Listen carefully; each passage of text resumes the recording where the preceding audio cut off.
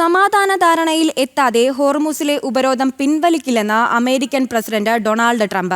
തകർന്ന സൈനിക സംവിധാനങ്ങളുടെ സാമ്പത്തിക അവസ്ഥയും ആക്രമണത്തിൽ നിന്നും പിന്തിരിയേണ്ട അവസ്ഥയിലെ ഇറാനെ എത്തിച്ചു. കൂടാതെ ഹോർമുസിൽ ഇറാൻ കപ്പലുകൾക്ക് നേരെ ഉപരോധം ഏർപ്പെടുത്തിയത് ബുദ്ധിപരമായ നടപടിയെന്നും ട്രംപ് അറിയിച്ചു. Well, the blockade is genius, okay? The blockade has been 100% foolproof. It shows how good our Navy is, I can tell you that. Nobody's going to play games. We have the greatest military in the world, and I built much of it during my first term, and we've been building it since. And the greatest anywhere in the world, nobody even close. And you see that, whether it's Venezuela, and they have a good military in Venezuela, but it was over in one day. It was actually over in about 48 minutes. Iran, the same thing. I mean, militarily, we've wiped them out. They have no military left. It's all the Navy's at the bottom of the sea. The Air Force is never going to fly again. We've got an amazing military. Now they have to cry uncle. That's all they have to do. Just say.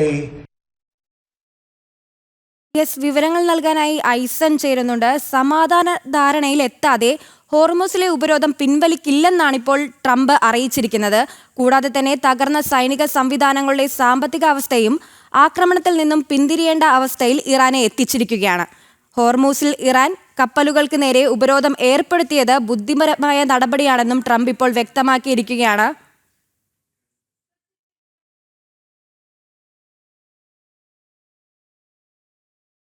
സമാധാന ധാരണയിൽ എത്താതെ ഹോർമുസിലെ ഉപരോധം പിൻവലിക്കില്ല എന്ന് Trump വീണ്ടും എടുത്തു പറയുകയാണ്.